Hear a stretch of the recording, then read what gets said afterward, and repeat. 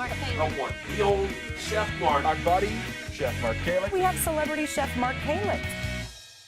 Hi everyone, this is Chef Mark with Appliance Factory Fine Lines, and I'm here to talk about the magic that is sous vide cooking.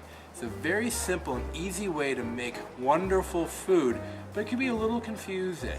Sous vide utilizes a water bath as the cooking method. So I'm going to show you a quick dinner including a pork loin and a vegetable hash with just a few simple ingredients. I'm also going to show you the three major sous vide machines and devices out there. Stay tuned and let's get to work. I'm making Cajun roasted pork loin, and I'm going to make a Cajun seasoning. I like to make my own blend, and I have all these wonderful flavors here: cumin, crushed red pepper flakes, garlic, thyme, basil, oregano is great, white pepper, dry mustard, smoked paprika, and salt. All of those are really nice in a Cajun blend. You can really customize that to match your flavor profile that you prefer. I put everything in a blender, just mix it together, and I make a lot of it at a time because it's so delicious. What I'm going to do is vacuum pack my pork here. I'm going to place it in my water bath, anywhere between 150 to 160 degrees. 160 is going to be less pink, 150 is still going to have that nice tinge of pink in it if you prefer that. But I don't season my meat before I package it for sous vide because the flavors will become overwhelming. So first thing I'm going to do is get this into a water bath. I'm going to seal it airtight in a plastic bag, and we're going to get it cooking. So a couple different ways to vacuum pack your food. It's critical that you have a nice vacuum pack on your food so that the meat or the vegetables or anything you're cooking cook in their own juice. So you can use a food saver if you have one of those. But when I'm doing smaller jobs, I just use a freezer bag. Freezer bags actually hold up the heat really, really well. I'm going to do what's known as the water bath method for sealing. So I zip my bag most of the way, and then I push it under the air, under the water, which will push all the air out of that, essentially creating a vacuum. This does a pretty good job if you don't have a vacuum sealer, or again, if you're just doing a small job and don't want to pull out your big vacuum sealer to get all the air out.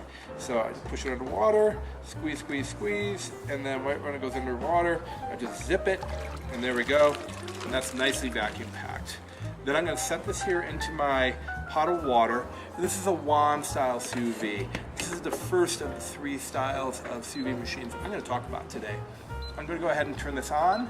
I want to set the temperature for 155 degrees because I like a little bit of pink in my pork. I'm going to go ahead and hit start. The beautiful thing about sous vide is that you can cook this for much, much longer at a lower temperature than you can conventionally. So once the water hits 155 degrees, my pork can never go beyond that. It can't get any hotter than the water. So that means I'm guaranteed not to overcook my food, and because it's vacuum packed, I can leave it for several hours and not worry about it spoiling because there's no oxygen in the packaging. So 2 hours is about the minimum I recommend, but you could start this at the beginning of the day before you leave for work, come home, pull it out of the packaging, it'll be fully cooked and ready for dinner. The wand style sous vides are the most convenient for most home cooks. This wand does several things simultaneously. It heats the water. There's an impeller that circulates the water, reducing hot spots, allowing this to cook a little bit more quickly. And then it also has a thermostat, which will hold the temperature. They're relatively portable, and I bought mine online for less than $100. Sous vide also works great for vegetables. I'm going to make a potato hash utilizing a sous vide. I've got sweet potatoes here, and what I'm going to do is peel my potatoes, and then I'm going to dice these.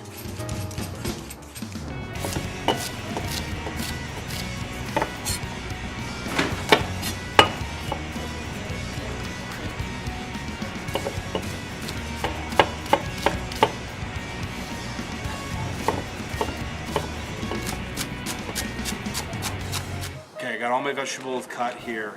I've got Trinity, which is onion and peppers and celery mixed with my sweet potatoes. And I'm going to sous vide this at 180 degrees for about an hour to hour and a half. I'm going to vacuum pack it in the water just like I did with the pork loin. But this time I'm going to use an integrated sous vide, which is offered by Signature Kitchen Suites. It's built right into the top of their 48-inch Pro range. It's pretty cool. Let me show you that to you. I'm over here at the Signature Kitchen Suites 48-inch Pro range, and this thing has every feature you can want in one unit. Built in, it's got a couple induction burners, 4 gas burners, a built-in sous vide, as well as a convection oven with full culinary features and a steam oven. We're going to focus here on the sous vide. I'm going to do the water bath vacuum pack, just like I did with my pork. in I go. Okay, very good. Now I'm going to set the timer here. I'm going to do this for 3 hours, and I want to go up to 180 degrees. Okay, and I'm going to let this go for about 2 hours, and once it's done, just like the pork, I'm going to put a little bit of a sear on that in a pan to give it a nice flavor. I'm over here in the Monogram kitchen to show you the last style of sous vide devices that I want to introduce, and it's the integrated sous vide. This is a Bluetooth device. It clips to the side of the pot magnetically, and this will speak to the cooktop. You set the temperature, and the burner will just kick on and off and maintain, let's say 135 degrees, whatever you're looking for. It'll do it automatically. This is great because if you're thinking about induction, this is a great way to introduce sous vide without having too much extra hardware in your kitchen. Okay, my pork is ready. I'm going to unpackage it. And you'll notice that there's some moisture in there when you unpackage that, and that's just water that's coming out. Okay, so here we go.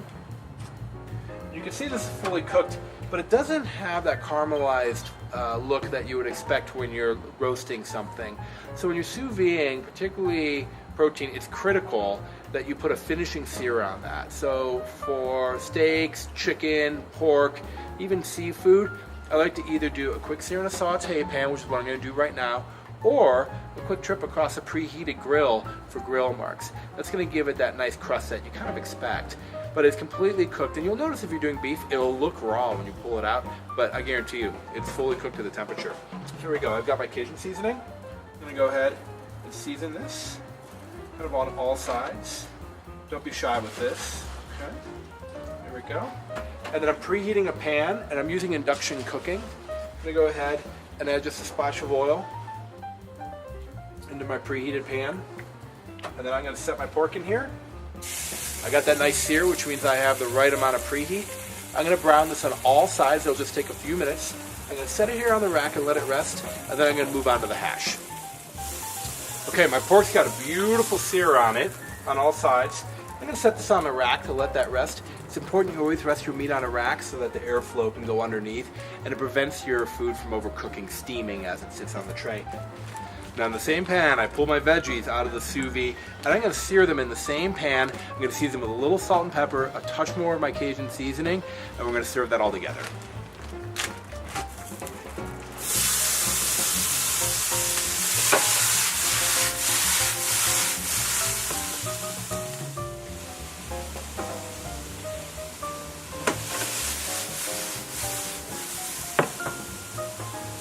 All right, it's time to pull our entree together.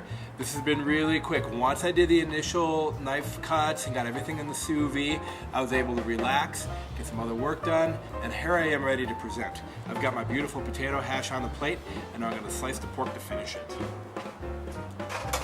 My pork's been resting just a few minutes. 5 minutes is plenty. I'm going to carve my pork tenderloin against the grain. You can see the grain runs in this long direction, so I want to cut my pork in this way to keep that grain nice and short. Now you can see how tender this is, how my knife just glides right through. And here's a little presentation tip. If you carve and keep things together and in order, you're going to get a lot nicer presentation. So I'm going to do about a half of a pork tenderloin per portion. I'm going to fan that out. And sometimes I serve this with a little barbecue sauce, sprig of parsley for a garnish, and you're ready for dinner. So hopefully this unlocks some of the mysteries of sous vide cooking. Thanks for tuning in. This is Chef Mark with Appliance Factory. Fine Lines.